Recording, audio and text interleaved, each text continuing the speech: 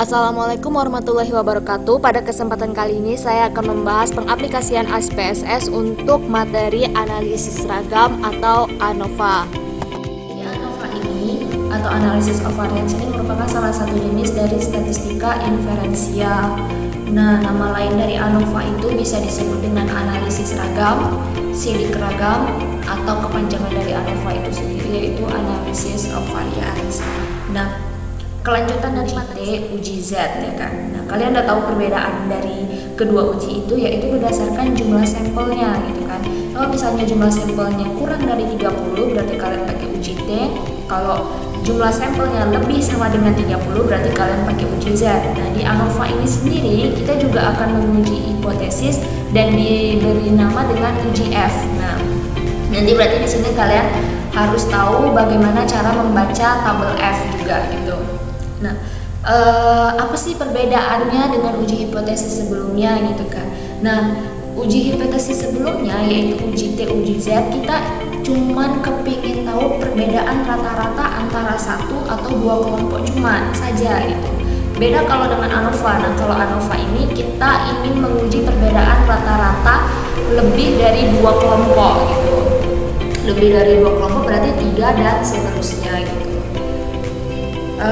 Lalu setelah kita menguji apakah ada perbedaan, nanti ada uji lanjutan. Cuman di praktikum atau di pengantar statistika ini enggak, kalian cuman dikasih tahu aja bagaimana uji hipotesis untuk lebih dari dua kelompok gitu. Nah, dalam semua uji hipotesis kalian tuh harus memenuhi beberapa asumsi gitu.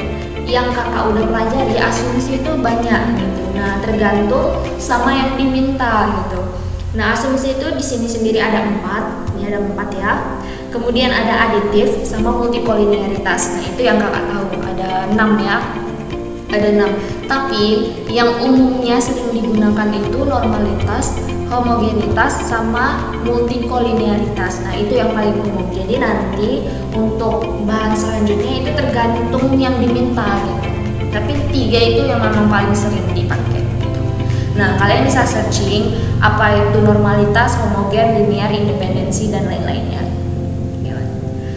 Setelah kita masuk ke ANOVA, kita harus tahu jenis-jenis atau tipe dari ANOVA itu sendiri. Nah, jenis-jenis dari tipe atau tipe ANOVA itu berdasarkan rancangan percobaan yang kita gunakan. Nah, ini kan ada rancangan acak lengkap dan rancangan acak kelompok gitu. Nah, sebenarnya rancangan percobaan ini banyak. Nanti kalian bisa pelajari lebih lanjut lagi di semester-semester berikutnya di mata kuliah rancangan percobaan gitu. Nah, kembali lagi ke jenis-jenis atau tipe. Jadi jenis-jenis dari ANOVA itu ada 2, one way sama two way. Cuman two way dibagi lagi menjadi 2, tanpa interaksi sama dengan interaksi. Nah, apa sih bedanya? Nah, kalian tahu kan sendiri one way itu berarti satu arah gitu. Nah, one way ANOVA ini merupakan percobaan yang jenis dari ANOVA yang paling sederhana gitu. Karena one way ANOVA ini menggunakan rancangan acak lengkap yang pertama kali nanti kita bahas gitu.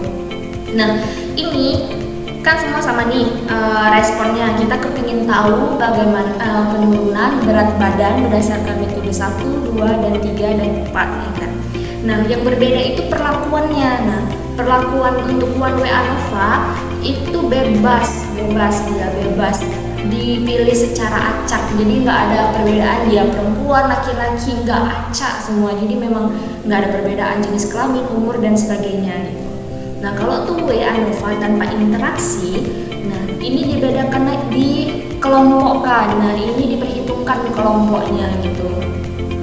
Nah, kelompoknya itu umur, ternyata umur yang dikelompokkan tetap sama dengan respon penurunan berat badan dengan metode 1, 2, 3, dan 4. Nah, kalau yang dengan ini two way ANOVA itu disebut dengan kita menggunakan rancangan acak kelompok. Nah, itu rancangan acak kelompok, dia two way ANOVA. Nah, selanjutnya two way ANOVA dengan interaksi. Nah, disinilah untuk perlakuannya udah dikelompokkan tahun, dikelompokkan lagi lah jenis kelaminnya gitu, sampelnya gitu diuji. Nah, kalau two way ANOVA dengan interaksi ini namanya rancangan acak faktorial. Nah, ini kalian nggak pelajari di ANOVA materi ke-10 kita ini. Nah, kemudian ada statistik uji. Nah, jadi kan kalau uji hipotesis itu nanti selain hipotesis, daerah kritis, terus taraf nyata, daerah penolakan, ada statistik uji kan sebelum mengambil keputusan atau kesimpulan ya kan. Nah, ini tabelnya, kalian harus tahu bagaimana cara membuat tabel ANOVA. Ini ada 5 kolom, sebenarnya cuma ada 5 kolom ya, cuma sampai F hitung karena kan hasil akhirnya itu F hitung itu sendiri. Nah, ini P value itu hasil dari nilai output. Nah, sumber keragaman ini juga tergantung sama rancangan yang kita gunakan. Misalnya rancangan acak lengkap, nah itu kan nggak ada kelompok, berarti kelompoknya dikosongkan atau dihapus, jadi cuma perlakuan, galat, dan total. Beda kalau misalnya rancangan acak kelompok. Nah, rancangan acak kelompok kebalikannya, pakai kelompok dia, jadi perlakuan, kelompok, galat, dan total. Gitu untuk statistik ujinya. Dan derajat bebas, jumlah kuadrat, ini semua yang di dalam tabel ini tergantung lagi sama rumus yang ada. Jadi rancangan acak lengkap, rancangan acak kelompok itu berbeda-beda rumus dari jumlah kuadrat, kuadrat tengahnya. Tapi kalau F hitung tetap sama dia perlakuan dibagi dengan galatnya gitu. Rancangan acak lengkap itu merupakan jenis rancangan percobaan yang paling sederhana. Unit percobaannya itu harus homogen dan tidak ada faktor lain. Nah, tadi kan kakak bilang sampelnya itu bebas gitu, terserah gitu. Faktor lainnya dapat dikontrol, maksudnya kayak metode 1, metode 2, metode 3 itu ya memang terkontrol gitu, bukan yang secara imajinasi gitu. Hanya memiliki satu faktor ya tadi yang mempengaruhi itu ya metode-metode yang kita gunakan nanti gitu. Oke, lanjut. Nah, hipotesisnya yang kita gunakan itu cuma satu, yaitu 2 arah ya kan, tidak ada perbedaan. Kalau misalnya sebelumnya kan karena dia cuma 1 atau 2 kelompok berarti tidak ada perbedaan. Nah, tapi kalau karena uji hipotesis di sini itu lebih dari 2 kelompok berarti hipotesis alternatifnya itu ada setidaknya 1 pasang perlakuan atau paling sedikit 1 perlakuan yang memberikan pengaruh yang berbeda. Ini untuk tabel ANOVA untuk rancangan acak lengkap. Nah, tabel ANOVA untuk rancangan acak lengkap yang seperti kakak tadi bilang, berarti kelompoknya hilangkan, tinggal perlakuan, galat, dan total. Nah, derajat bebasnya itu P-1 yaitu perlakuan kurang 1. Nah, perlakuan ini tadi sampelnya itu ada berapa gitu kan. Nah, kemudian jumlah galatnya ini, derajat bebas untuk galat itu jumlah data dikurang perlakuannya, banyaknya perlakuan, terus totalnya jumlah data dikurang 1. Untuk jumlah kuadrat perlakuan galat total ini ada rumusnya sendiri, nanti kakak bagi alamat webnya. Terus kuadrat tengah berarti jumlah kuadrat dibagi dengan derajat bebas untuk kedua-duanya, totalnya nggak ada kuadrat tengahnya. Terus untuk mencari F hitung, dia tadi kakak bilang kuadrat tengah perlakuannya dibagi dengan kuadrat tengah galatnya. Contoh soal untuk rancangan acak lengkap kalian bisa lihat di modul. Nah, di sini seorang peneliti ingin melihat pengaruh pemberian bahan organik terhadap beberapa sifat kimia tanah. Nah, jadi perlakuannya itu bahan organik, kemudian diulang beberapa kali untuk melihat pengaruhnya tadi. Nah, lanjut ke SPSS. Nah, di sini di variabel view kalian buat nama variabelnya, terserah. Di sini misalnya kalian mau buat bahan organik boleh, perlakuan boleh, terus ini inkubasi boleh, respon boleh, hasil boleh, terserah kalian. Terus desimal kalian tentukan, lalu value. Nah, value ini berdasarkan perlakuan yang diminta. Nanti kalau misalnya memang nggak ada simbol, kalian buat simbolnya terserah gitu, tapi sebanyak perlakuan yang ada di soal. Ini misalnya kalian buat 5, kalian terus buat J 5 kan. Nah, untuk data view ini kalian misalnya kan ketik, misalnya terserah di keyboard kalian angka apa aja, terus kalian bawakan, kalian pilih angkanya gitu kan.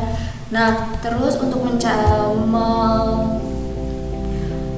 menulis inkubasinya ini kalian kalian pastikan harus sama dengan yang ada di soal. Nah, ini kan pengulangan 1 nih, ini pengulangan 1 semua J1. J1, J2, J3 sampai baca 4 dan seterusnya sampai 12 data.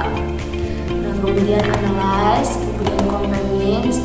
Nah, ini kan rancangan acak lengkap yang paling sederhana gitu kan, karena varietas bahan organiknya itu nggak ada dibeda-bedakan berdasarkan kayak berat ataupun kandungan gitu kan. Jadi memang bahan organik kimia doang. Nah, jadi termasuk rancangan acak lengkap dengan menggunakan one way ANOVA. Nah, dependent list ini merupakan data terikat. Nah, data terikat itu kan Y gitu ya kan. Nah, data terikat berarti data yang tidak bebas, berarti hasilnya, responnya itu inkubasi, faktornya itu perlakuannya gitu. Nah, sebelumnya faktornya. Nah, hasilnya ini tabel ANOVA. Nah, tabel ANOVA ini nanti kalian screenshot, terus di bawahnya kalian buat status studinya. Jadi nanti bakal kakak kasih derajat bebas perlakuannya 3. Kenapa? Karena perlakuan bahan organiknya kan tadi ada 4 tuh, J1 sampai C4, berarti 4 kurang 1, 3 gitu. Terus derajat total itu kan jumlah data. Jumlah datanya itu kalian lihat di sini. Bahan organik ada 4, ulangan ada 3, berarti ada 12 jumlah datanya gitu. Kalau ada 12 berarti kurang 1, berarti tinggal 11. Nah, kalau untuk derajat galatnya itu kalian kurangkan aja total dikurang sama perlakuannya yang telah dilakukan. Oke, ini F hitung ini didapat dari mana? Itu didapat dari mean square, kuadrat tengah untuk perlakuan dibagi dengan kuadrat tengah untuk galat. Itu dibagi, dapatlah F hitung. Terus ini P value-nya. Nah, hipotesisnya itu, hipotesis umumnya tidak ada perbedaan pemberian bahan organik terhadap tanah sawah ya kan, tanah sawah itu. Kemudian hipotesis alternatifnya setidaknya ada satu pemberian bahan organik yang memberikan perbedaan terhadap tanah sawah tadi. Pengaruh pemberian terhadap tanah sawah tadi. Nah, taraf nyatanya tetap di alfa 0,05. Tolak H0 jika P value lebih kecil dari alfa, atau untuk F hitungnya itu lebih besar dari F tabelnya. Nah, jadi nanti kalian menggunakan dua keputusan, karena kan di sini kan di outputnya ada 2 keputusan nih. Nah, kemudian statistik ujinya terus kalian ganti dengan output yang ada di sini. Output ini nanti kalian screenshot, lalu kalian taruh sini dan kalian buat tabel baru lagi. Nah, tabel baru ini ikutin, tapi di sini tambah lagi sama satu kolom lagi dengan F hitung gitu. Di sini ditambah lagi satu kolom lagi dengan F hitung. Nah, terus di bawah tabel di sini kalian buat nilai F tabelnya gitu. F tabelnya itu ada taraf nyata yang kalian gunakan, terus derajat bebas perlakuan dengan derajat bebas galat, karena nanti di salah satu contoh tabel F, ini kakak punya tabel F. Nah, ini yang untuk taraf nyatanya yang 0,05 ya, kita pakai 5%. Nah, ini derajat bebas pertama ini untuk perlakuan, kemudian ini untuk galat. Tadi kan perlakuannya 3, terus galatnya itu 8, berarti 4,07. Nah, terus di sini kan dapat 4,07. Untuk keputusan kan berdasarkan statistik uji di atas, karena P value sekian dan F hitung lebih besar dari sekian, maka tolak H0. Jadi kalau misalnya nih ya, kan didapat P value tolak H0, pasti F hitungnya juga bakal tolak H0 gitu. Nggak mungkin P value tolak H0, F hitungnya terima H0, enggak. Nanti pasti sama hasilnya kan kayak ini, misalnya kan kayak ini nih.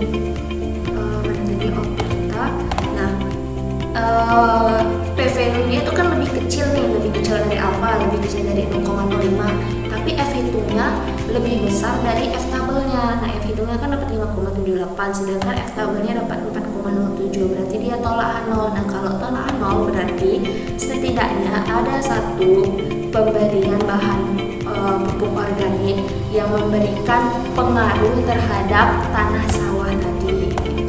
Nah, itu untuk contoh soal rancangan acak kelompok lengkap yang 2-way ANOVA tanpa interaksi.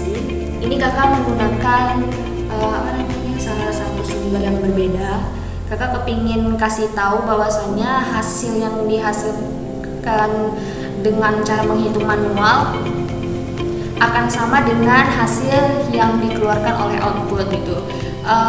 Jadi selain kalian bisa menggunakan SPSS, kalian diharapkan juga bisa menghitung manual, karena di tutorial nanti manual gitu. Walaupun nanti kalian bisa pakai SPSS, cuman kakak mau kalian bisa cara menghitungnya manual.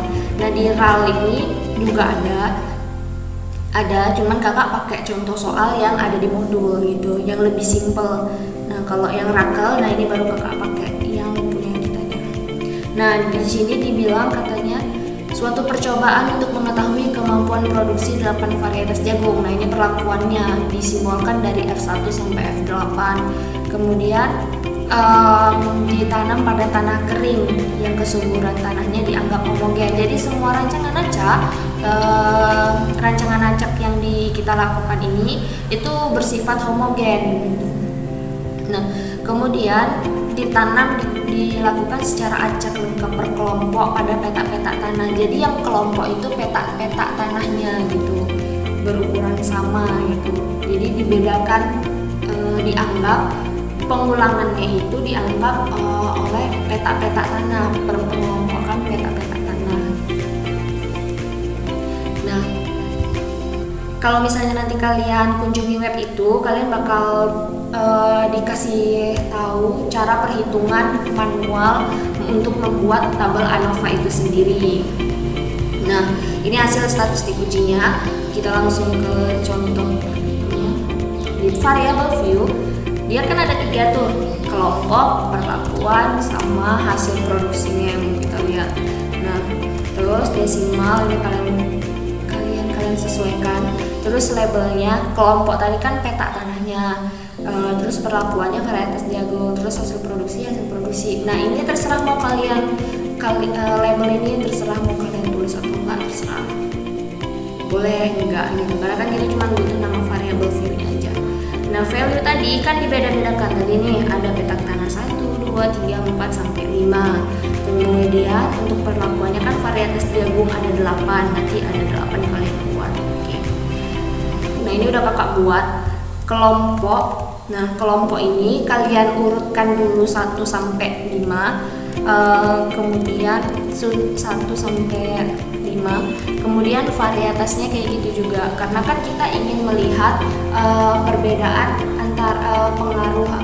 perbedaan varietas jagung yang ditanam berdasarkan petak-petak tanah. Jadi jagung varietas 1 ditanam di petak tanah 1 sampai 5 itu ada nggak perbedaannya gitu. Nah, kemudian hasil produksi kalian sesuaikan juga, kalian sesuaikan dengan tabelnya. Nah, misalnya nih petak tanah 1 varietas 1 berarti 40,70. Terus petak tanah 2 varietas 1 40,2. Kalian sesuaikan sampai 40 data. Nah, lanjut kita ke analyze. Nah, di compare means dia cuma ada one way ANOVA, jadi kita menggunakan GLM dengan univariate. Nah, dependent variable sama seperti tadi, dependent itu kan terikat, berarti kita ketik di sini. Kemudian fixed factor itu dua-duanya. Nah, lanjut di model kita centangkan include intercept in model. Nah, kemudian kita custom, lalu ini kita pindahkan ya kelompok, kemudian melakukan continue, kemudian oke. Balik ke output. Nah, berikutlah contoh hasil output statistik uji di RAKEL, di rancangan acak kelompok ini sendiri. Membuat uji hipotesisnya ya. Nah, hipotesisnya itu ada 2, antara perlakuan sama hipotesis kelompok. Berarti nanti hipotesis untuk perlakuan tidak ada pengaruh, perlakuannya kata di varietas jagung kan, tidak ada pengaruh varietas jagung terhadap terhadap apa tadi? Terhadap hasil produksi jagung. Nah, itu untuk hipotesis perlakuan. Kalau untuk hipotesis alternatif perlakuan, ada pengaruh paling sedikit ada satu pengaruh varietas jagung terhadap hasil produksi jagung gitu. Nah, hipotesis kelompok tidak ada pengaruh kelompok petak tanah terhadap hasil produksi jagung. Kalau hipotesis alternatifnya paling sedikit ada satu pengaruh kelompok petak tanah terhadap hasil produksi jagung. Araf nyata hingga tadi ini alfa 0,5. Terus daerah penolakan, tolak H0 jika F hitung lebih besar dari F tabel dan P hitung lebih kecil dari alfa. Sama seperti tadi, statistik ujinya kalian screenshot ini ya, kalian screenshot. Nah, setelah kalian screenshot, jangan lupa kalian buat F tabel di bawah tabel ini kan. Jadi kalian buat di sini. Nah, seperti ini. Perlakuan sama kelompok. Ini perlakuan galat, kemudian kelompok galat. Karena kan ada dua hipotesis nih, jadi ada dua juga. Nah, keputusannya kalian lihat. Nah, karena F itu. Nah, tadi yang kakak bilang, kalau misalnya P value-nya udah tolak H0, pasti F itu-nya juga bakal tolak H0. Tapi kalau misalnya dia beda, kalian pastikan lagi di sini P value semua dua-duanya ini terima H0. Berarti tidak ada pengaruh kan, tidak ada pengaruh kelompok, sedangkan ini ada pengaruh varietas jagungnya. Jadi kelompok tidak berpengaruh, gitu aja. Sekian video tutorial dari kami. Terima kasih telah berkunjung.